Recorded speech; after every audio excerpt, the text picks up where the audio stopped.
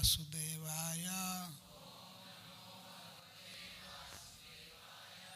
ओम नमो भगवते वासुदेवाय।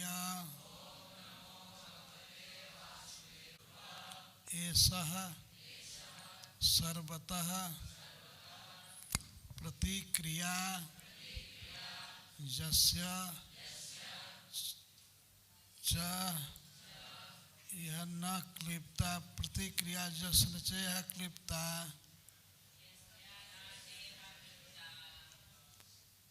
लोको जसश्चाथ ततो यदि हमम को नाम मृत्युम न वृणीत जुक्तम जातस्य मृत्युर्ध्रुवयेष सर्वतः प्रतिक्रिया जसन चेह क्लिप्ता लोको जसश्चाथ ततो यदि हमम को नाम मृत्युम न वृणीत जुक्तम।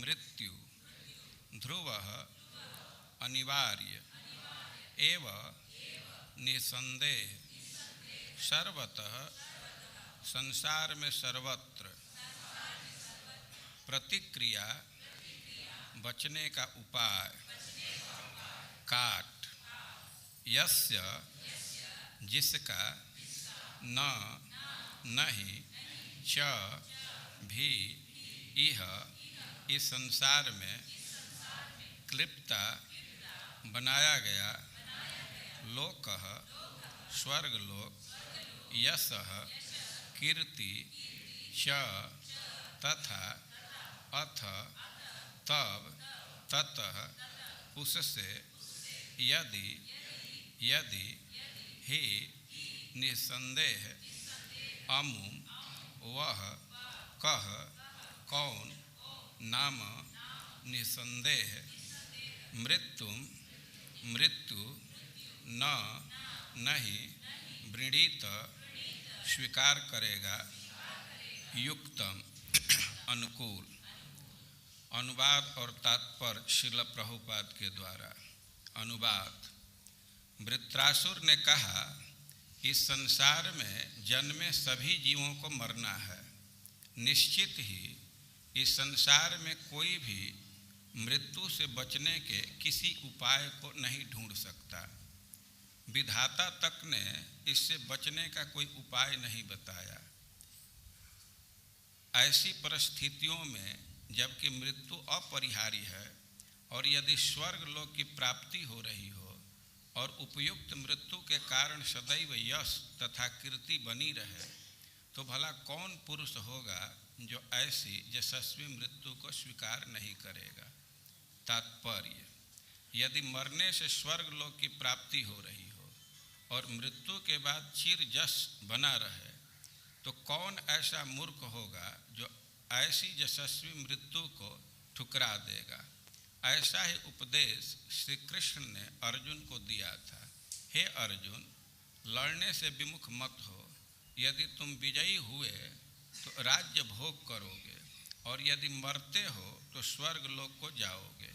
प्रत्येक मनुष्य को यशस्वी कार्य करते हुए मरने के लिए उद्यत रहना चाहिए।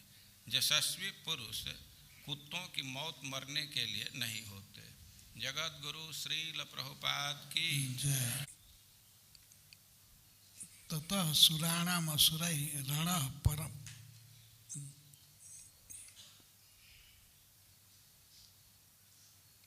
दारुण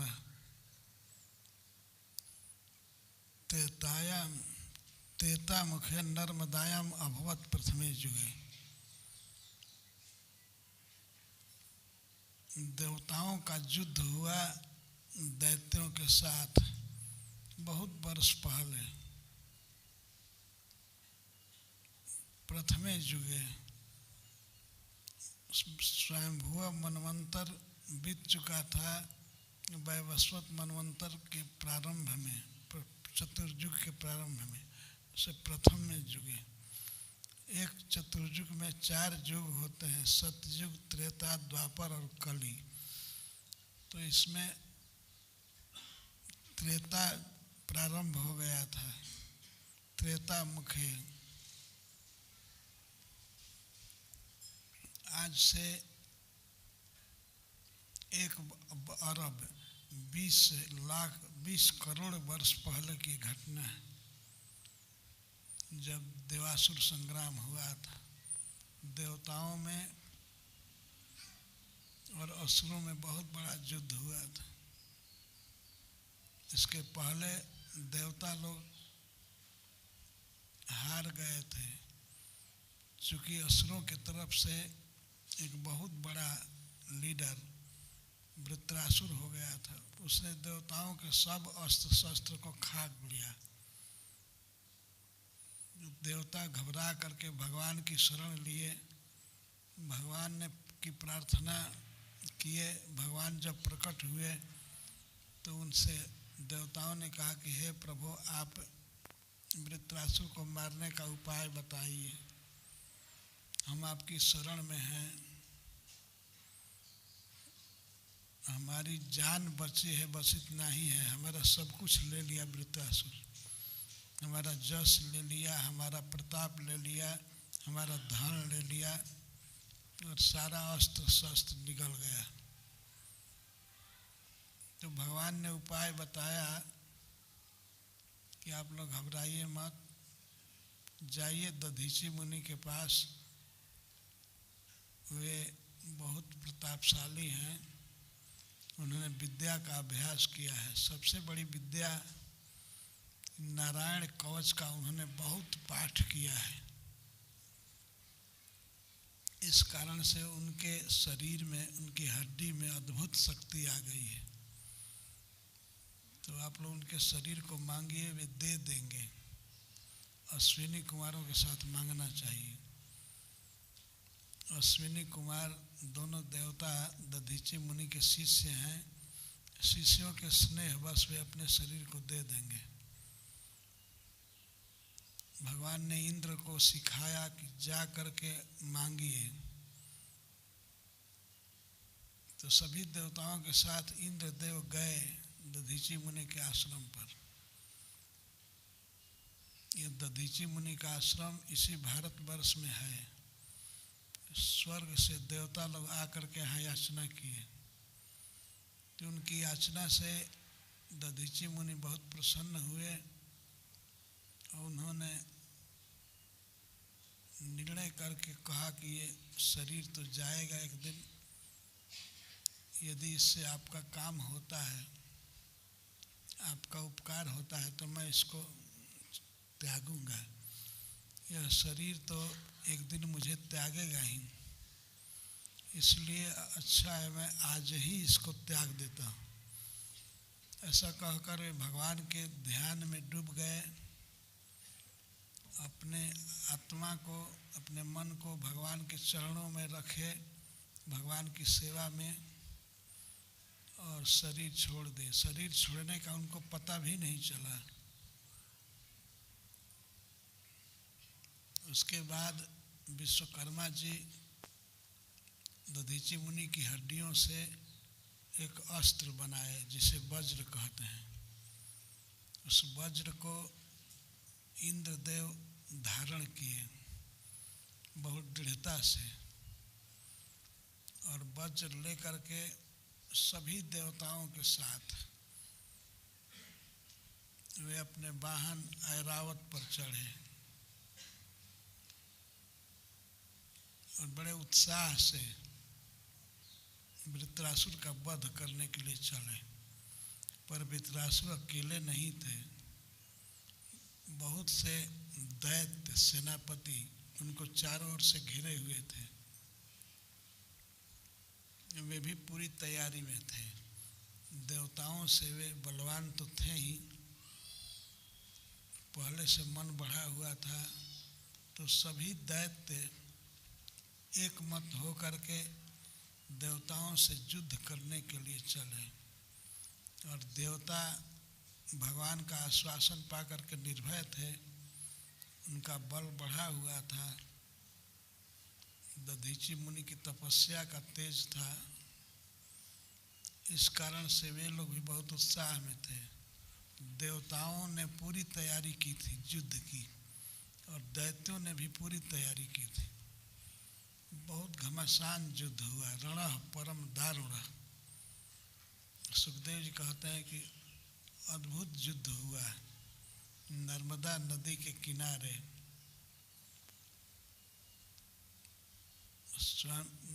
वैवस्वत मनु के प्रथम चतुर्युग में, त्रेता युग में, त्रेता के प्रारंभ में युद्ध हुआ है। तो उस युद्ध का थोड़ा सा वर्णन करेंगे। उस युद्ध में देवताओं की तरफ से कौन कौन लोग थे। सबसे पहले सुखदेव गोस्वामी कहते हैं रुद्र ही। रुद्र भगवान शिव के पास जो भी सेना है, जो भी देवता हैं, वे सब इंद्र का साथ देने के लिए आए। भगवान शिव के पास भी बहुत बड़ी सेना है, शिव सेना। तो रुद्र सब जुटे थे, और ऋभु नाम के देवता, इनको भृगु जी ने पैदा किया। ये भी बहुत बलवान देवता है। और 8 वसु, अश्विनी कुमार और साध्य गण, विश्वदेवे गण, विश्वदेवा, जितनी भी देवताओं की जातियां हैं, जिस जिस लोक में देवता लोग रहते हैं, सब जगह से उन्होंने बुलाया देवताओं को। पूरी तैयारी किए थे युद्ध के लिए।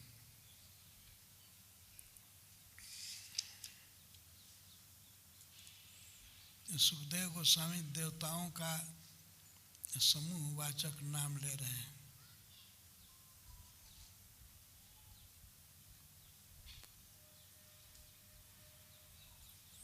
जितने देव श्रेष्ठ थे, ये सब युद्ध करने के लिए आए।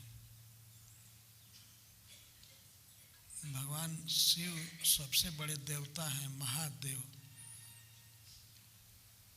उनकी सेना भी आई,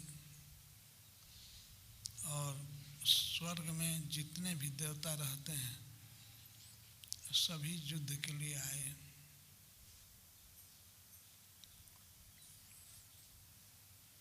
और दैत्यों के तरफ से भी पूरी तैयारी थी। जैसे नमुची बहुत बड़ा लड़ाकू था। नमुची, अनरवा,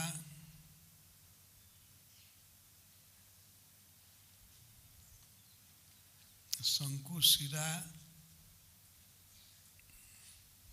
ये सब दैत्यों के नाम हैं। ऋषभ, हयग्रीव, पुलोमा, वृषपर्वा,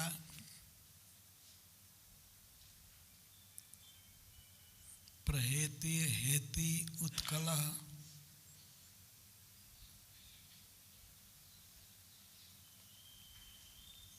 एक एक दैत्य पर्याप्त था युद्ध के लिए, फिर भी सब जुटे थे। जब ये लोग सुने कि देवताओं से युद्ध करने के लिए वृत्रासुर तैयार हैं, तो सब वृत्रासुर का बल पा करके और उत्साह में हो गए।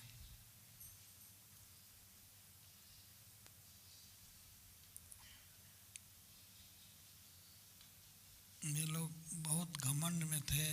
दैत्य लोग सिंहनाद करने लगे। सिंहनाद का अर्थ है सिंह की तरह दहाड़ना। और देवता लोग आ रहे थे अपने अस्त्र शस्त्रों को लेकर के, तो सामने हो करके रोक दिए देवताओं के वेग को। खबरदार, अब आगे नहीं बढ़ सकते हो। युद्ध के लिए बिल्कुल सामने खड़े हो गए। देवताओं का बल तो बढ़ा हुआ था, भगवान का आश्वासन था,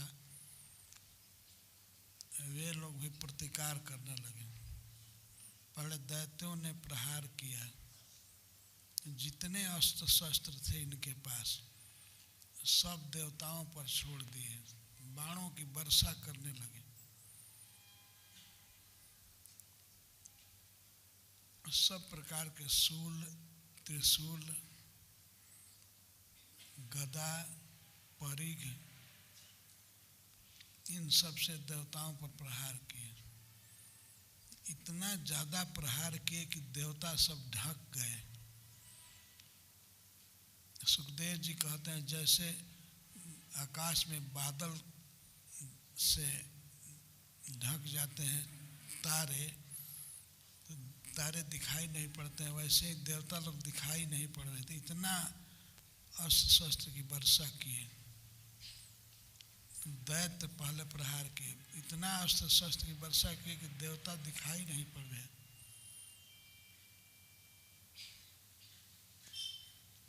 पर देवताओं में बहुत उत्साह बढ़ा था। अपनी हस्त लाघवता से, हाथ की स्फूर्ति से वे लोग दैत्यों के सब अस्त्र शस्त्र को काट दिए, हजारों टुकड़े में काट दिए। कोई भी अस्त्र देवताओं के पास पहुंचा नहीं। जब दैत्यों का अस्त्र शस्त्र सब समाप्त हो गया, खंडित हो गया, तब उन लोगों ने बड़े बड़े पहाड़ उठा करके देवताओं पर पटकना चालू किया। बड़े बड़े पहाड़, चट्टान, बड़े बड़े वृक्ष, ये सब खाड़ उखाड़ करके देवताओं पर फेंकने लगे। पर देवता इतने फुर्तीले थे कि वे आकाश में ही उनके पहाड़ को, चट्टान को, सबको हजारों टुकड़ा कर दिए। देवताओं के पास कोई चोट नहीं पहुंची। भगवान की कृपा थी। अब दैत्य क्या करें, बहुत कोशिश किए, लेकिन सर्वे प्रयासा अभवन विमोघा, कृता कृता देव गणेश दैत्य, देवताओं पर जो भी प्रहार किए दैत्य लोग, सब विफल हो गए।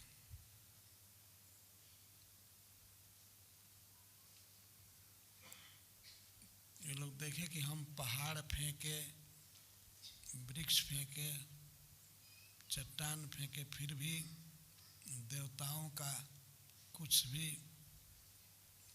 ह्रास नहीं हुआ, उनको चोट नहीं लगी, खरोच भी नहीं आई उनके चमड़े पर, बल्कि वे सब हंस रहे थे, खुश थे। यह देख करके दैत्यों का मनोबल गिर गया। ये घबरा गए, बाप रे बाप, इतना प्रहार के बाद भी ये कुछ नहीं, इनको घाव लगा, न थके, ये बहुत डर गए। और डर करके इतना ज़्यादा भय हुआ, इतना ज़्यादा भय कि वे वृत्रासुर युद्ध में खड़ा है, सेना में है, उसको छोड़ करके और युद्ध से भागने का प्रयास करने लगे। सब दैत्य, बड़े बड़े सेनापति युद्ध छोड़ करके भागने के लिए तैयार हो गए, भागने लगे। इसको देख करके वृत्रासुर को हंसी आ गई। उसने देखा कि बहुत बड़े भय से दैत्य भाग रहे हैं। अब ये सोच रहे थे कि अब हम बचेंगे नहीं, भाग करके बच जाएंगे। तो उस समय वृत्रासुर ने एक बात कही है, वही यहाँ लिखा गया है।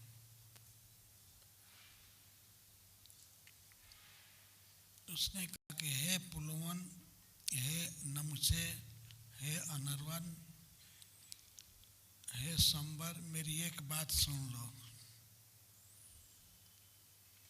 तुम युद्ध से भागो मत।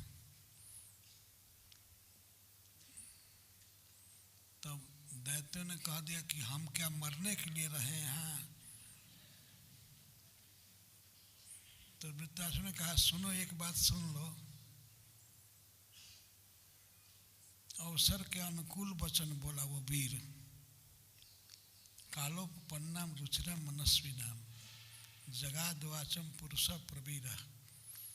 पुरुषों में, योद्धाओं में सबसे श्रेष्ठ वृत्रासुर बहुत उचित बात बोले, उस अवसर के अनुकूल वचन बोले। युद्ध में सभी असुर भाग रहे हैं, सेना तहस नहस हो गई है। इसको देख करके वृत्रासुर बोलते हैं, उन्होंने कहा, सुनो, कहाँ जा रहे हो, कहाँ भागोगे? जहाँ बच जाएंगे, हम मरेंगे नहीं, वहाँ चले जाएंगे। उन लोगों ने कहा कि अब हम यहाँ तो मरेंगे निश्चित, इसलिए हम भाग रहे हैं जान बचाने के लिए।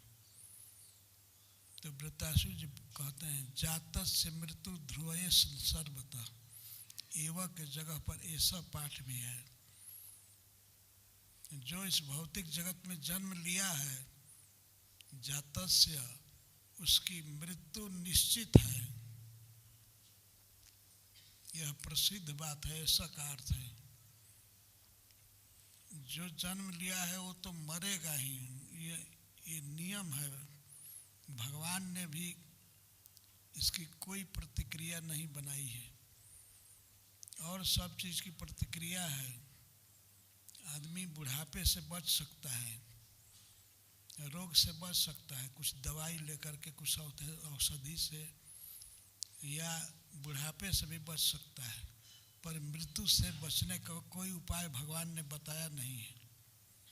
प्रतिक्रिया जसनचे क्लिप्त का अर्थ रचना, कोई भगवान ने उपाय बताया नहीं, कोई ऐसी औषधि नहीं है, कोई ऐसी जगह नहीं है जहाँ भाग करके कोई व्यक्ति बच जाए। सर्वतः सब जगह मृत्यु है। अतः कहाँ जाओगे? कोई जगह नहीं है जहाँ मृत्यु नहीं है।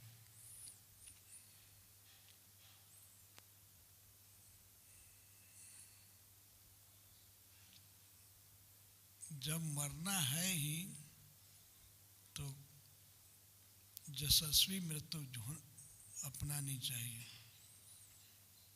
यदि योग्य मृत्यु मरने से व्यक्ति को स्वर्ग मिले या वैकुंठ मिले,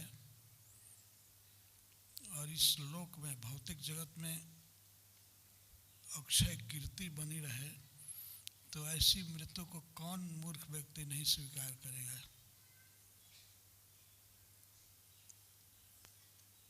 जब मरना निश्चित ही है, आज मरे या कल मरे, मरना निश्चित है, तो इसीलिए योग्य मृत्यु मरनी चाहिए।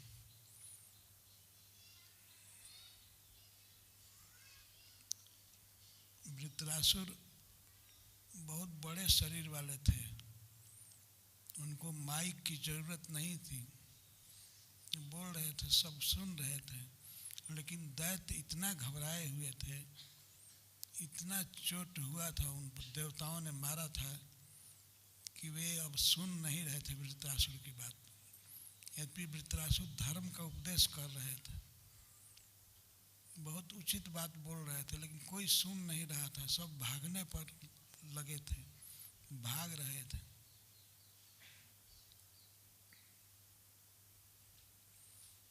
फिर भी वृत्रासुर जी कोशिश कर रहे हैं इनको समझाने का।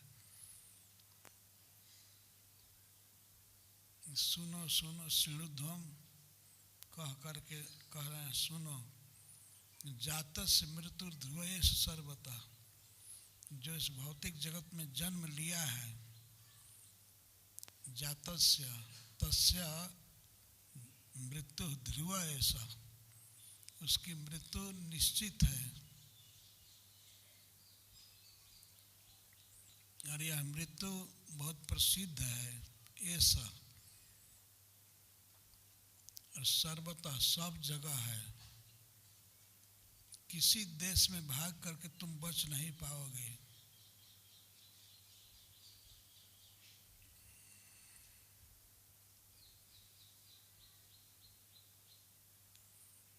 तो दैत्य कहते हैं तब तो हम मरे केवल। यहाँ रुकने का अर्थ है कि मरना पड़ेगा। तब वृत्रासुर जी कहते हैं यदि युद्ध क्षेत्र में मरने से स्वर्ग मिलता हो, लोक, और इस संसार में जस मिलता हो, तो कौन व्यक्ति ऐसी मृत्यु को स्वीकार नहीं करेगा। उनके कहने का आशय था कि यहीं रुको, अगर मरोगे तो स्वर्ग मिलेगा और जीतोगे तो ऐसे राज्य है ही। भगवान भी अर्जुन को ऐसी बात सुना रहे थे। हतो वा प्राप्स्यसि स्वर्गम, जब अर्जुन युद्ध नहीं करना चाहते थे, रो रहे थे, तो भगवान ने कहा युद्ध करो, अगर युद्ध में तुम मर जाओगे तो स्वर्ग मिलेगा। स्वर्ग का अर्थ भगवान का धाम होता है। स्वर्ग का अर्थ केवल देवताओं का निवास स्थान नहीं है, भगवान के धाम को भी स्वर्ग कहते हैं।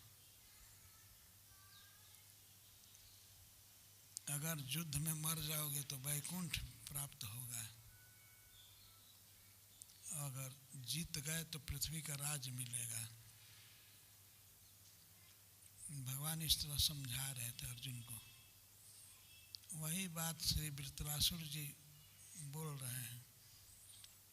लोक, अगर ऐसी मृत्यु से मरने से लोक मिलेगा, भगवान का धाम मिलेगा और इस संसार में कीर्ति अमर रहेगी, तो कौन विवेकी पुरुष ऐसी मृत्यु को नहीं स्वीकार करेगा। को नाम मृत्यु न वृणीत युक्तम, ऐसी योग्य मृत्यु को कौन स्वीकार नहीं करेगा, अर्थात सभी करेंगे। इसलिए रुको, चाहे मरो या कुछ भी, लेकिन यहीं डटे रहो, भागो मत। और आगे व्याख्या करते हैं दौसम तौ यह मृत्यु दुरापौ। देखो दैत्यों, दो प्रकार की मृत्यु बहुत दुर्लभ है। पहली मृत्यु है जद ब्रह्म संधारणया जितासु कलेवरम जोगरतो विजय। पहली मृत्यु है जो दुर्लभ है कि ब्रह्म में, भगवान में मन को लगा करके उनका चिंतन करते हुए भक्ति योग में स्थित होकर के शरीर छोड़ दिया जाए। यह मृत्यु बहुत दुर्लभ है, पर ऐसी मृत्यु तो तुम लोगों के भाग्य में है नहीं। भगवान का ध्यान कहाँ से करोगे। एक ही मृत्यु तुम्हारे लिए ठीक है कि युद्ध में पीठ न दिखा करके मर जाना। दूसरी मृत्यु है यही कि युद्ध में, युद्ध क्षेत्र में आगे रह करके शत्रु के बाण को सह करके और प्राण त्याग देना, शरीर त्याग देना। दोनों प्रकार के वीर को, जो वीर भगवान का ध्यान करते हुए शरीर छोड़ दे अथवा युद्ध भूमि में पीठ न दिखा करके शत्रु के प्रहार को सहते हुए देह त्याग दे, तो ये दोनों वैकुंठ में जाते हैं।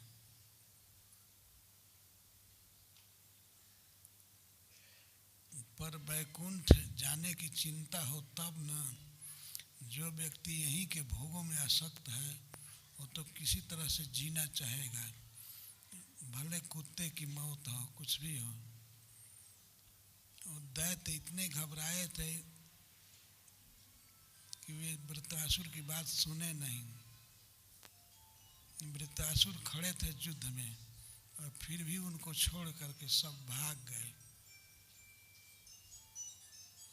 जब भागे तो देवता पीछे से प्रहार कर रहे थे, भागने वाले को मारना चालू किए, पीछे से प्रहार कर रहे थे। तो इनको देख करके वृत्रासुर दोनों की निंदा करने लगा। युद्ध से भागने वाले और भागने वालों को मारने वाले दोनों की निंदा किए। देवताओं से कहते हैं कि जो युद्ध से भाग रहे हैं वे तो अपनी माता के पुरुष हैं,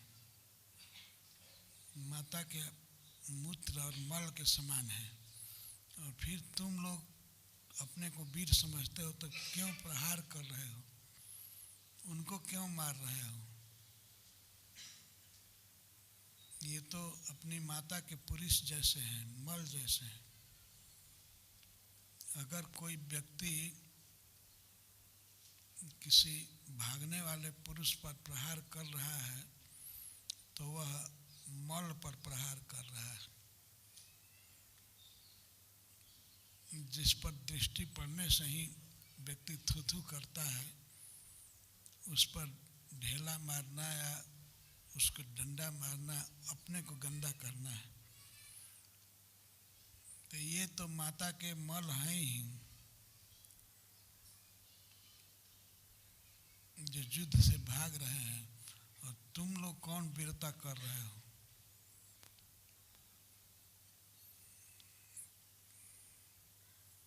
तुम लोग ये समझते हो कि इससे स्वर्ग मिलेगा, तो यह गलत धारणा है। इससे स्वर्ग नहीं मिलता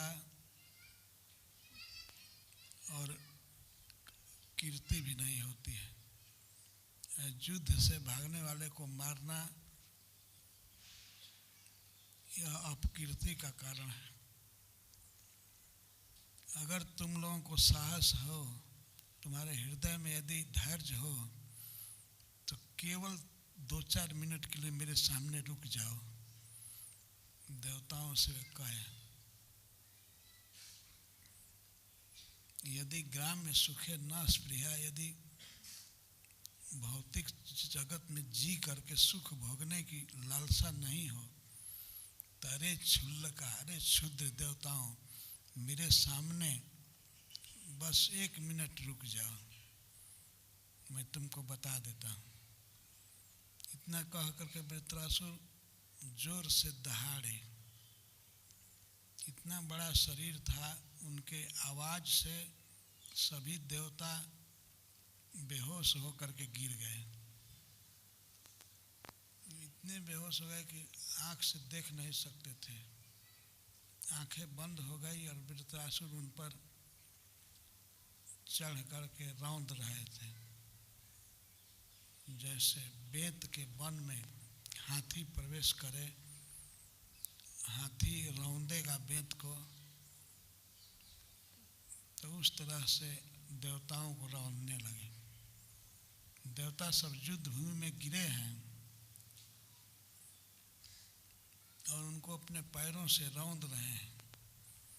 किसी को मारे नहीं, हाथ त्रिशूल ऊपर किए थे दाहिने हाथ से, और देवता गिरे हुए थे। देवता लोग विजयी थे, दैत्यों को मार रहे थे, लेकिन वृत्रासुर के दहाड़ से वे सब गिर गए। ऐसे गिरे, उन पर ऐसा लगता था कि उन पर बिजली गिर गई है, और आंखें बंद हो गई, जी घबरा रहा था। लेकिन वृत्रासुर उनके देह को काढ़ रहे थे, रौंद रहे थे।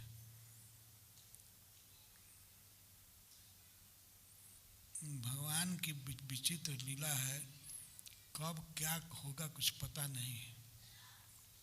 अभी क्षण भर पहले जो देवता विजयी थे, वे तुरंत वृत्रासुर के द्वारा बेहोश कर दिए गए। पर वृत्रासुर इतना सजग थे कि किसी देवता को मारे नहीं, केवल पैर से दबा रहे थे और वे देवता आए हुए करते हुए पड़े थे। अपनी सेना की ये दुर्दशा देखकर भगवान इंद्र को बर्दाश्त नहीं हुआ। वे हाथ में वज्र लिए थे, तो वज्र को तो संभाल करके रखे, लेकिन अपनी महागदा को वृत्रासुर पर चला दिए। बहुत वेग से, बहुत फोर्स में गदा आई। उस गदा को वृत्रासुर जी अपने बाएं हाथ से पकड़ लिए। खेल खेल में बाएं हाथ से पकड़ करके और इंद्र पर नहीं, इंद्र के हाथी पर, वाहन पर मार दिए। वह हाथी ऐरावत बहुत बड़ा बलवान हाथी तिलमिला गया, उसका मस्तक फट गया, घाव हो गया और मुख खुल गया। भिन्न मुख चिघाड़ने लगा जोर से और तिलमिला करके चक्कर काटता हुआ पीछे गिरा। इंद्र सहित, इंद्र को लिए दिए वो गिरा। 7 धनुष पीछे गिरा। एक धनुष 4 हाथ का होता है, तो 27 हाथ पीछे ऐरावत हो गया। हाथी पीछे नहीं हटता है, लेकिन इतने जोर का चोट हुआ कि हाथी पीछे हो गया, गिर गया। भगवान इंद्र सन्न हो गए कि अब क्या करें। फिर भी उनमें धैर्य था। उनके हाथ से अमृत का स्राव होता है, तो अपने अमृत सेंधी पानी से वे सहलाए हाथी को, ठीक हो गया। उसका घाव भर गया और दर्द खत्म हो गया। उसी हाथी पर फिर चढ़ करके भगवान इंद्र युद्ध के लिए तैयार है।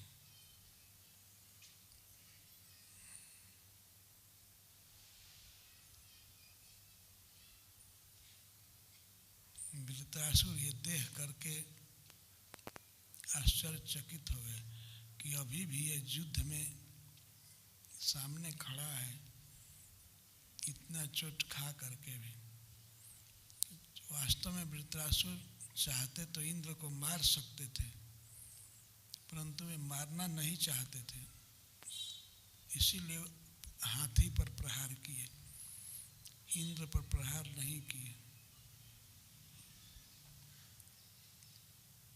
और दोबारा प्रहार नहीं किए। जब इंद्र इस विपत्ति में पड़ गए, हाथी की चिकित्सा करने लगे, तब वृत्रासुर रुक गए, फिर प्रहार नहीं किए हाथी पर या इंद्र पर। यह महात्मा का लक्षण है। यहाँ पर सुखदेव गोस्वामी कहते हैं महात्मा वृत्र, महात्मा वृत्रासुर दोबारा प्रहार नहीं किए।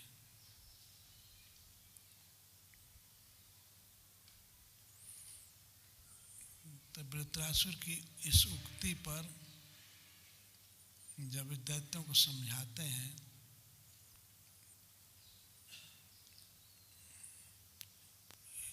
जातस्य मृत्यु ध्रुवेश सर्वतः प्रतिक्रिया जसन च क्लिप्ता लोको जसात ततो यदि हम को नाम मृत्युम न वृणीत युक्तम।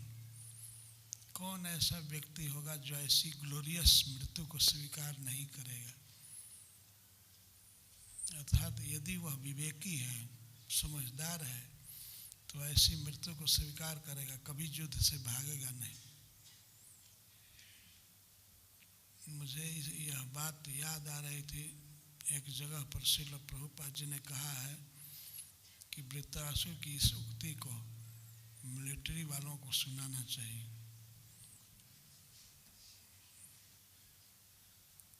ये देश के लिए लड़ते हैं, उनमें उत्साह भरने के लिए यह उद्गार सुनाना चाहिए। कि कौन सुनाए?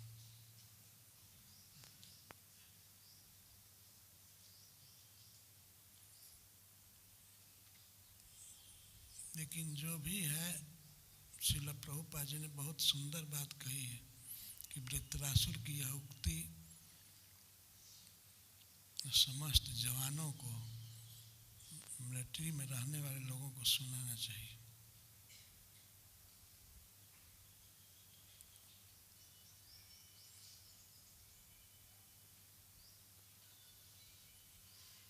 भागवत में सब कुछ है।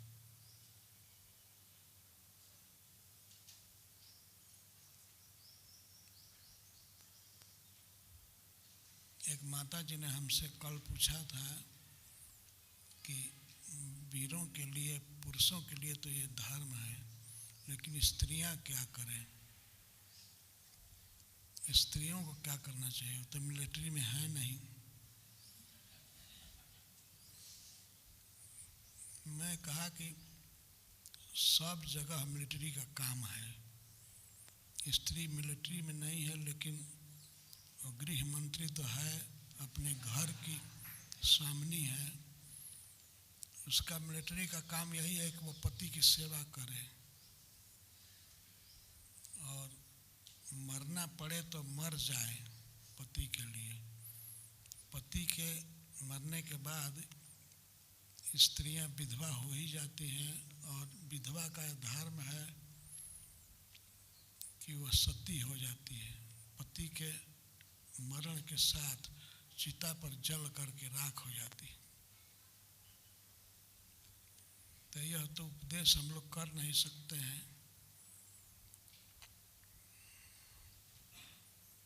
कि स्त्री जल जाए, लेकिन स्त्री का धर्म है पति की सेवा में अपने को झोंक देना, लगा देना। सूरदास जी का पद है, उन्होंने कहा है, बड़ो ही कठिन है भजन ढिग ढरिबो, सती जैसो सूर जैसो लड़िबो, सती जैसो जरिबो। भजन करना बड़ा कठिन काम है। यह वैसा कठिन है जैसे स्त्री का जलना पति के साथ, या युद्ध में वीर का लड़ करके मर जाना। यह ऐसा कार्य है। भक्तों को ये सोचना चाहिए कि हम युद्ध में ही हैं, प्रतिदिन लड़ना है हमको। निद्रा से लड़ना है, भोगों से लड़ना है, मंगला आरती में उठ जाना है। यह वीर का काम है, निद्रा को छोड़ देना। मूर्ख और अधीर व्यक्ति आलस्य में पड़ा रहता है। वीर निद्रा को त्याग करके महामंत्र गाने के लिए तैयार हो जाता है। यही कार्य स्त्री का है। एक बहुत सुंदर दृष्टांत इस ब्रज में हुआ, आज से लगभग 30 वर्ष पहले। एक गांव है खैरा। खैरा यहाँ सब लोग जानते हैं। खैरा में एक लड़की का जन्म हुआ और उसका विवाह पलसो में हुआ। पलसो जो बरसाने के रास्ते में पड़ता है। वह लड़की बहुत बड़े श्रेष्ठ ब्राह्मण कुल में जन्म ली थी, सौभरी मुनि के कुल में। उसमें बहुत सुंदर संस्कार भरा हुआ था। उसका विवाह हुआ एक व्यक्ति से जिनका नाम था राधे श्याम शर्मा। राधे श्याम शर्मा एक टीचर थे।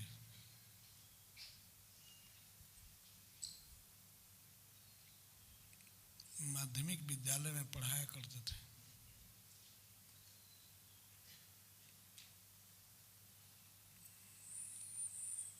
और उस सती पतिव्रता स्त्री से उनके 3 संतान हैं, 3 पुत्र हुए,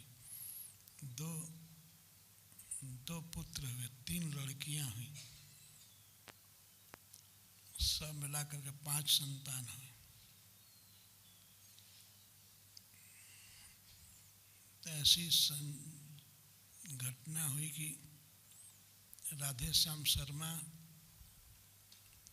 बीमार हुए, तो उनको जयपुर ले गए लोग, अस्पताल में भर्ती किए, पर वहाँ ठीक नहीं हुए। और वह पतिव्रता स्त्री सेवा में लगी रहती थी।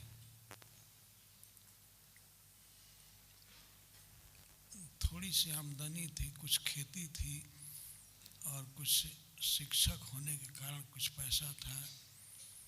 उस पैसे को लगा दी पूरा हॉस्पिटल में। बाद में एम्स में भर्ती की दिल्ली। फिर भी पति ठीक नहीं हुए।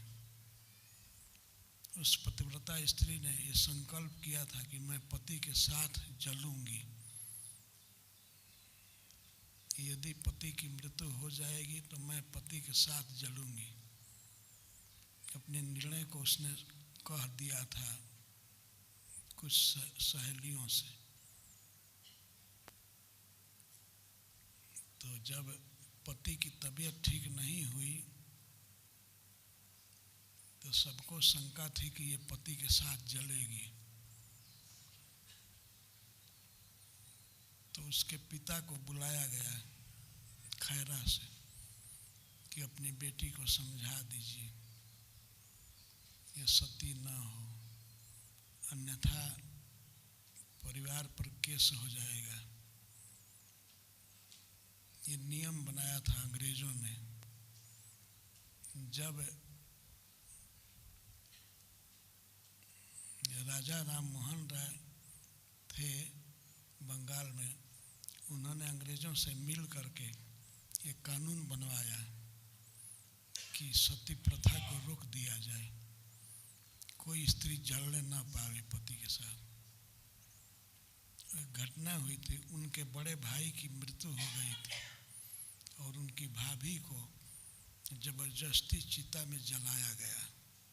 लोगों ने घेर करके चारों तरफ से और उसको जबरदस्ती जला दिया।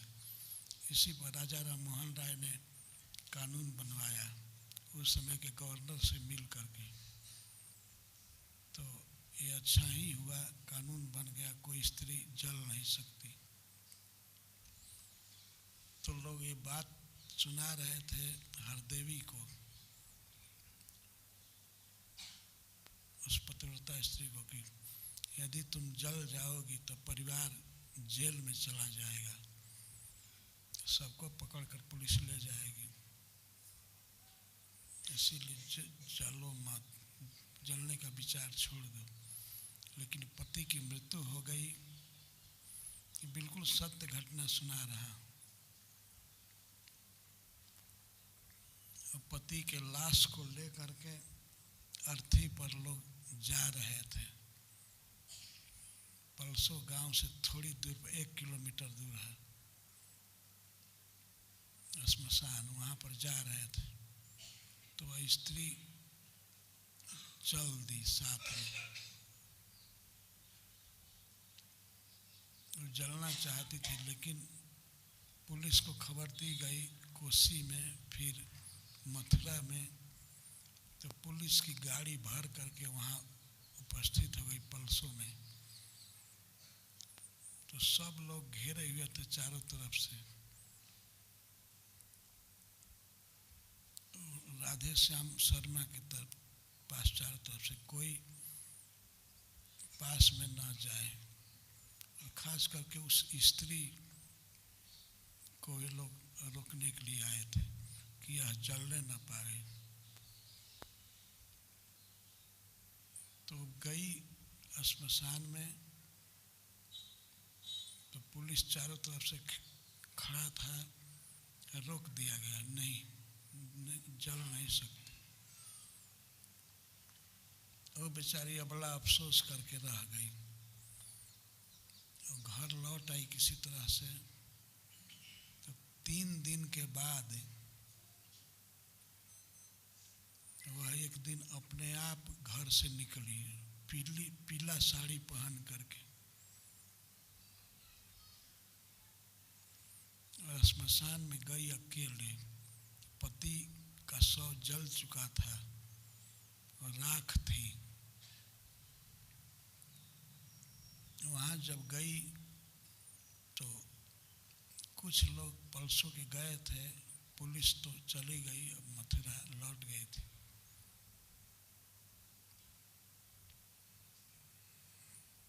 तो वहाँ जा करके उस स्त्री ने देखा कि पति का शव जल गया है पूरा, पर मस्तक खोपड़ी को एक कुत्ता चाट रहा था अलग निकाल करके। तो कुत्ते को उसने भगाया एक छड़ी दिखा करके, और कुत्ते से पति का मस्तक छीन लिया।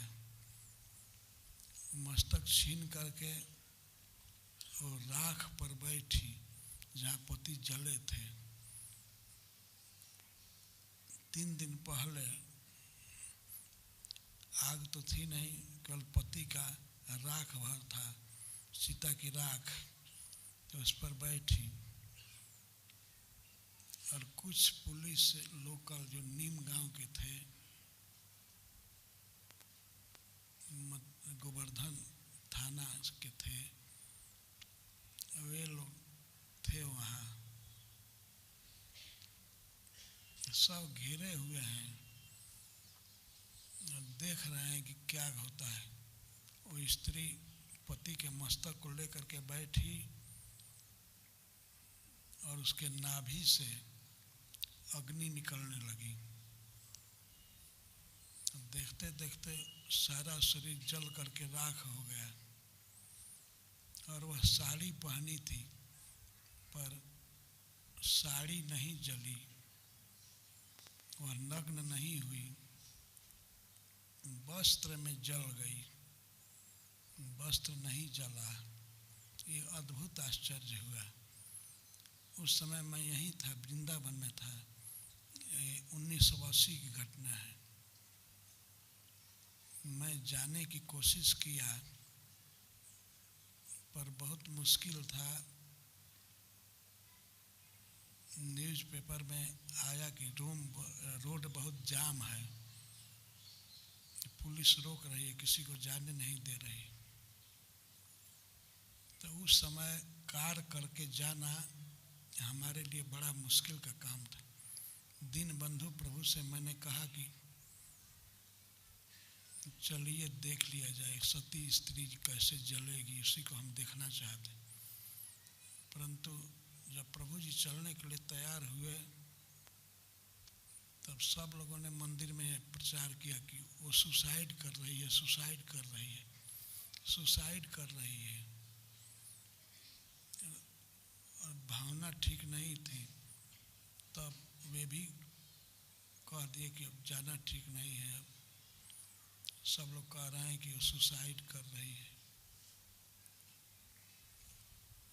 तो पतिव्रता के सती होने का महत्व कोई समझ नहीं रहा था, फलता नहीं जा पाया। लेकिन मैंने अखबार में पढ़ा, और इसके बाद सिहई गांव के एक बहुत बड़े लेखक हैं, उन्होंने ब्रज भाषा में एक पुस्तक लिखा है। उसको पढ़ करके सब पता लगा कि वह पतिव्रता स्त्री किस तरह से सती हुई। पुलिस रोकता रहा, गांव के लोग रोकते रहे, लेकिन वह वीरांगना सती हो ही गई। पति के साथ अपने शरीर को जला दिया।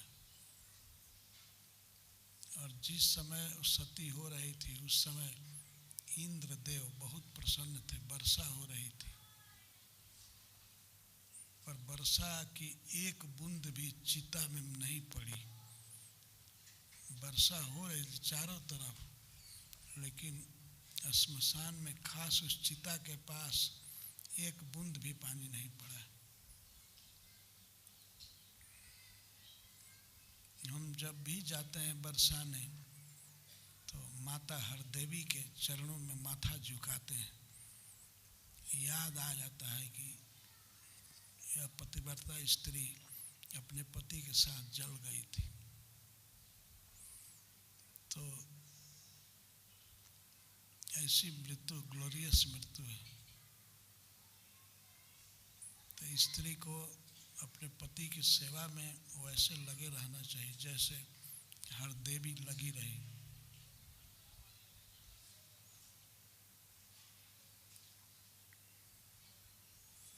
समय के साथ बहुत कुछ बदल जाता है, मानसिकता बदल गई है लोगों की।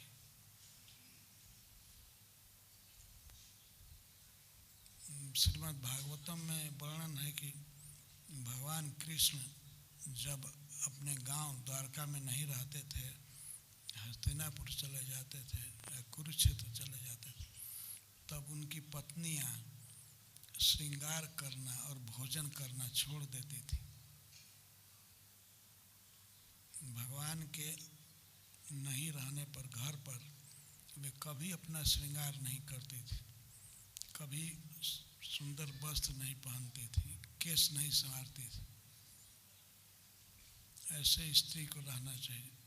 अगर सती नहीं हो सकी कोई स्त्री अपने पति के साथ, तो कम से कम ऐसा तो बने जब पति नहीं है, यदि वह विधवा है तो अपना श्रृंगार कभी ना करे। ऐसी पोशाक न पहने जिससे पुरुषों का मन खराब हो,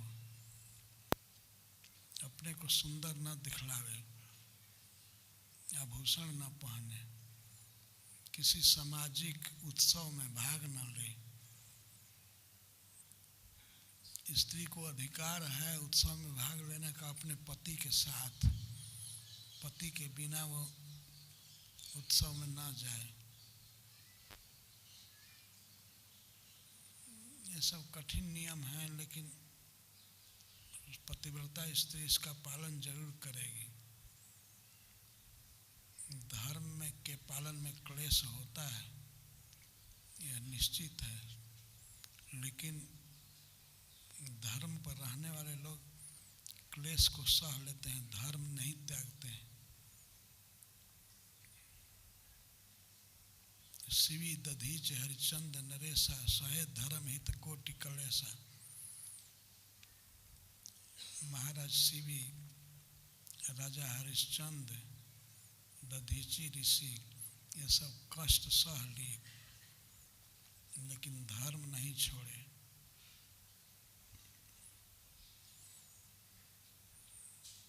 स्त्री जहाँ है, जिस क्षेत्र में है, तो अपने धर्म को निभावे। पति की सेवा करना स्त्री का सबसे बड़ा धर्म है।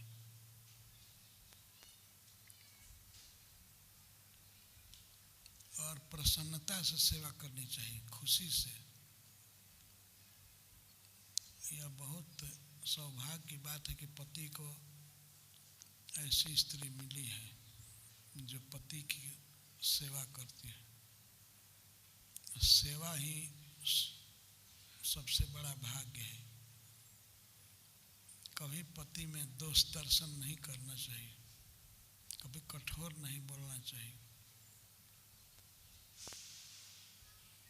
कई नियम है, पति के आगे या पहले कभी नहीं खाना चाहिए। पति को खिला करके तब उसी का उच्छिष्ट पाए, प्रसाद खाए। कभी स्त्री को जीभ चटोर नहीं बनना चाहिए।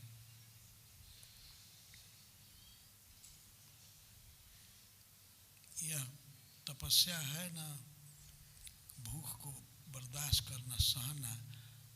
पति यदि कहीं बाहर गए हैं ऑफिस में तो उनकी प्रतीक्षा करना कि आ जाएंगे, जब खा लेंगे तब खाऊंगी। इतना तो कर सकती है ना, अगर सती नहीं हो सकती तो इतना तो कर सकती है।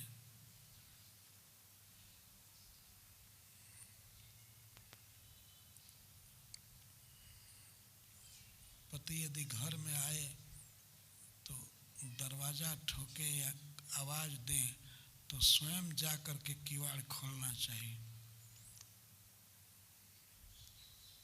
और जब आ जाए तो सबसे पहले उनको पानी देना चाहिए। ऐसा नहीं सोचना चाहिए कि क्या अंधे हैं, उनको पानी का पता नहीं है कहाँ है।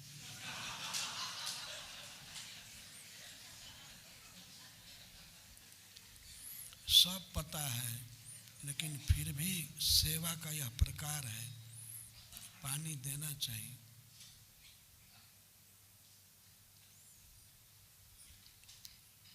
पानी देना, फिर चरण दबाना, पंखा झलना, ये सब धर्म है। धर्म की गति बड़ी सूक्ष्म है। अपने अपने कर्तव्य का निर्वाह करना चाहिए। अगर स्त्रियों के धर्म को सिखाया जाता है वैदिक शास्त्र के अनुसार, तो वे समझते हैं कि ये हमको गुलाम बनाया जा रहा है। तुम्हारे धर्म को सिखाया जा रहा है, तुमको प्रसन्न होना चाहिए ना। और उल्टे रंज होती हैं, ये पुरुषों का पक्षपात किया जा रहा है। कई स्त्रियां पूछ देती हैं, आप लोग स्त्रियों का धर्म तो बताते हैं और पुरुष का धर्म क्यों नहीं बताते हैं? पुरुष का धर्म क्या बताया जाए? पुरुष तो ऑलरेडी स्त्री के चक्कर में है, वो तो गुलाम है ही, उसको सिखाने की जरूरत नहीं है। अपने आप वो स्त्री दास बना हुआ है।